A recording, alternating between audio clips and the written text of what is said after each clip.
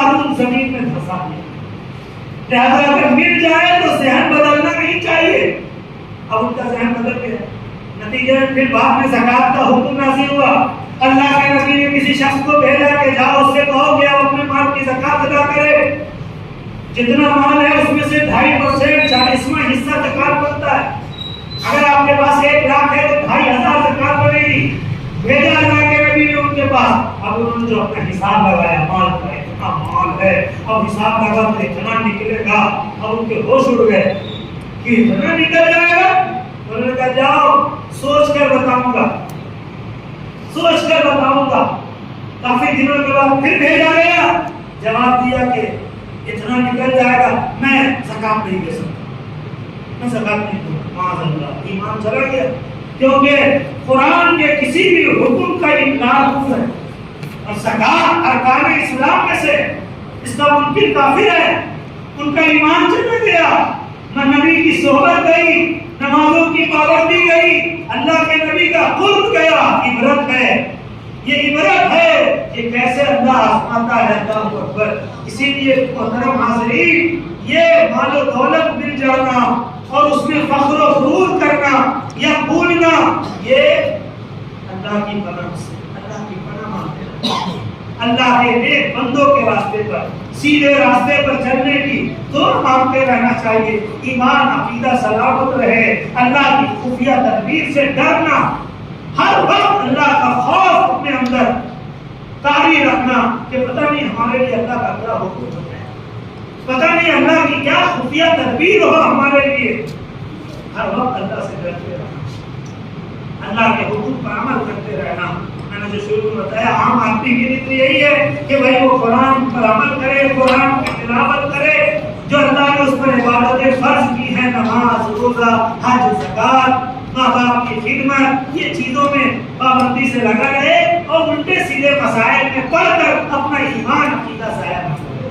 الٹے سیدھے تفرقے بازی میں پڑھ کر آپسی تعلقات کو پورا آپسی تعلقات کو خراب نہ کرے, تفرقے میں نہ پڑے. دنیا یوں ہی بے چین ہے, دنیا یوں ہی پریشان ہے, دشمن ہمارے اوپر یوں ہی الغار کر رہے ہیں اور آپس میں مسلمان بڑھتا چلا جائے. قرآن نے کہا واعتصموا بحبل اللہ جميعا, اللہ کی رسی کو مضبوطی سے تھام لو سب لوگ, ولا تفرقوا, اور آپس میں پھوٹ نہ ڈالو, آپس میں بڑھو نہیں, آپس میں تفرقوں میں نہ بڑھ جاؤ, بلکہ بس اللہ رسول کے, اللہ کے بندے, رسول کے عاشق, ان سے محبت کرنے والے بن کے رہو. اسی میں تمہارے لیے نجات. اور قرآن مکمل نجات کا راستہ ہے, ہدایت کا راستہ ہے. الحمدللہ تراویح میں قرآن مکمل کیا. کوشش کیجیے اس قرآن کو سمجھنے کی. قرآن کی صورتوں میں جو برکتیں ہیں ان برکتوں کو حاصل کرنے کی. قرآن کی الگ الگ سوریں برکت والی ہے, اس کے اندر کتنے نصیحت کے پھول ہیں, اس کو چننے کی کوشش کیجیے. ترجمہ قرآن پڑھیے, مسجد میں بیٹھیے, علماء کرام جو قرآن کا درس دیں اس کی نصیحت سنائیں, اس کو سنیے اور اس کے مطابق زندگی گزاریے. رب العالمین ہمیں قرآن کے انوار و تجلیات سے مالا مال فرمائے. جو حافظ صاحب نے قرآن سنایا, حافظ کا بھی بڑا رتبہ ہے. حافظ قرآن بڑی شان ہے, ہو سکے تو اپنے بچوں کو حافظ قرآن بنوائیے اور حافظ کے بعد عالم بھی بنوائیے, تاکہ صرف قرآن یاد نہ رہے, قرآن کی نصیحتوں کو بھی گھر میں نافذ کر سکے, سنا سکے. حافظ قرآن کو آگے میں دین ہو, اور جس کے سینے میں قرآن ہے اس کی عزت کی جائے, اس کا احترام بدل رہا ہے. میں مبارکباد پیش کرتا ہوں حافظ صاحب کو بھی, اور اس مسجد کے اراکین کو, اشرف بھائی کو بھی, اور دیگر جو محلے کے حضرات ہیں تعاون کرتے رہتے ہیں.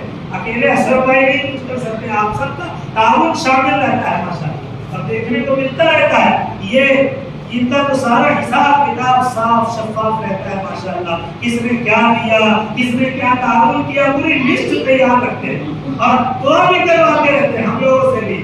الحمدللہ میری جب حاضری ہوتی ہے حرمین شریفین, اللہ کے کرم سے, اللہ کی مہربانی سے, بس اللہ کی مہربانی سے الحمدللہ حاضری ہوتی ہے. یہ برابر وہاں دعا کے لیے بھیجتے رہتے ہیں کہ اتنے لوگ یہ تعاون کر رہے ہیں, یہ لوگ یہ تعاون کر رہے ہیں, دعا کر دیجیے, ان کے لیے دعا کر دیجیے, ان کے لیے دعا کر دیجیے. آپ حضرات بھی دعا فرمائیے. انشاءاللہ ابھی رمضان میں بھی میرا جانے کا ارادہ ہے اللہ کے پاک گھر میں عمرے کے لیے.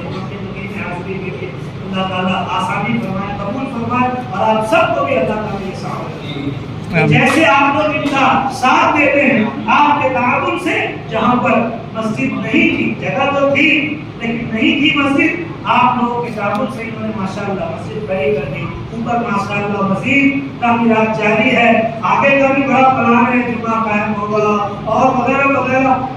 آپ اسی طرح تعاون برقرار رکھیے، ان کے ہاتھ کو مضبوط کیجیے اور اللہ تعالیٰ آپ کو اس کا اجر عطا فرمائے۔ یقیناً اللہ کی راہ میں خرچ کرنے سے مال کم نہیں ہوتا۔ اللہ کے نبی نے قسم کھا کے ارشاد فرمایا، ہمارے نبی نے، حالانکہ ہمارے نبی جو بولے سچ ہے، کیونکہ اللہ کے نبی صادق و امین ہیں، اللہ کے محبوب ہیں، رحمت للعالمین ہیں، جو بولیں گے سچ، لیکن پھر بھی اللہ کی قسم کھا کے کہا کہ میں اللہ کی قسم کھا کے کہتا ہوں کہ اللہ کی راہ میں خرچ کرنے سے مال کم نہیں ہوتا ہے، اللہ کی راہ میں خرچ کرنے سے مال کم نہیں ہوتا ہے، لہذا دل کھول کر اللہ کی راہ میں خرچ کیا۔